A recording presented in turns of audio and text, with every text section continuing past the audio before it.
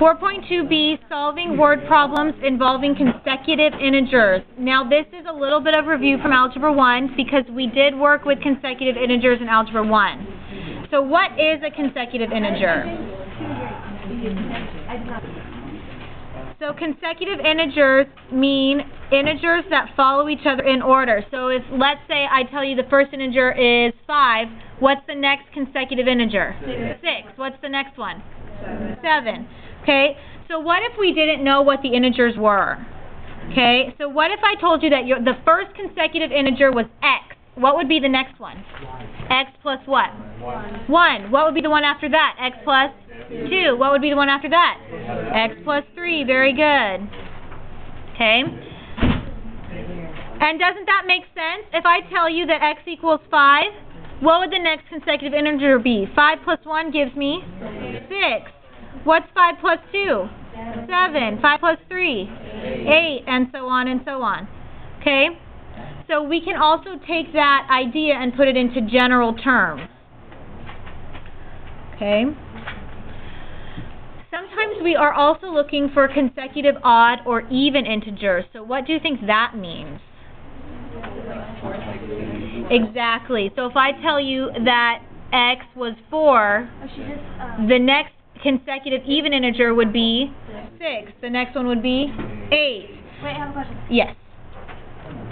So if we're looking for consecutive even, did I use even? Consecutive even integers, let's say I don't know what they are, but if I'm looking for consecutive even integers, I have to skip every other number, right? So if, let's say I tell you x equals 4, the next consecutive even integer would be 6. How do I get from 4 to 6? 4 plus what? 2. 4 plus 2. How would I get to the next one? 4 plus 4, because that would give me 8. The next one is 10. How do I get there from 4? Plus 6. Plus 6. Okay? Now this same general form also applies to odd numbers. Let's try it. If I tell you that x was 3, what would be the next consecutive odd number? 5. 5. How do I get from 3 to 5? 2. Plus 2. So it's still the same. Even though we're adding even numbers, this general form works for odd and even integers. Okay? 7 and 9. Algebra 1 had a hard time with this concept. They were convinced that if we were doing consecutive odds, it would have to be x plus 3 and then x plus 5, which would mean we're skipping a lot more than what we want to. Yeah, they finally got it, but it's because we're always skipping over 1, we're always skipping this x plus 1 and this x plus 3. Does that make sense? Okay. So all we have to do are some examples with this. Okay? These examples are a little more complicated than anything we did in Algebra 1. Okay, so example 1. The product of two consecutive positive integers is 42. I know you know what they are. Find the two integers and their sum. Everybody knows what two consecutive integers give you 42, right? Yeah. 6 and 7. Let's do this algebraically to make sure that we get the correct answer. Okay, so I have two consecutive integers. So that means I'm going to be using x and x plus 1. And we're looking for the product. So what am I doing? Multiplying. So x times x plus 1 equals 42. 42. So what am I going to do to solve for x here?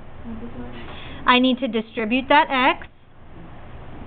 So I get x squared plus x equals 42. Now what? Now subtract it and then equals. Very good. Subtract 42 from both sides. And we get x squared plus x minus 42 equals 0. Now to solve for x, I need to do what? It starts with an F. Factor.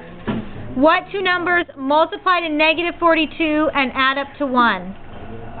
6 and 7. Positive 7 and negative 6 equals 0.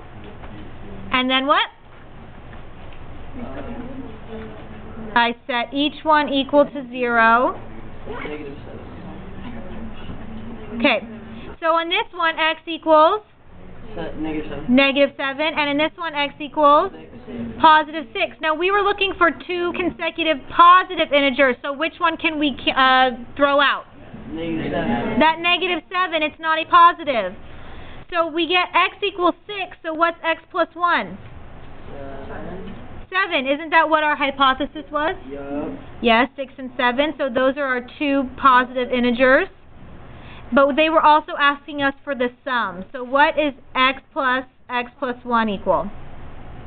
6 plus 7 gives me 6 plus 7?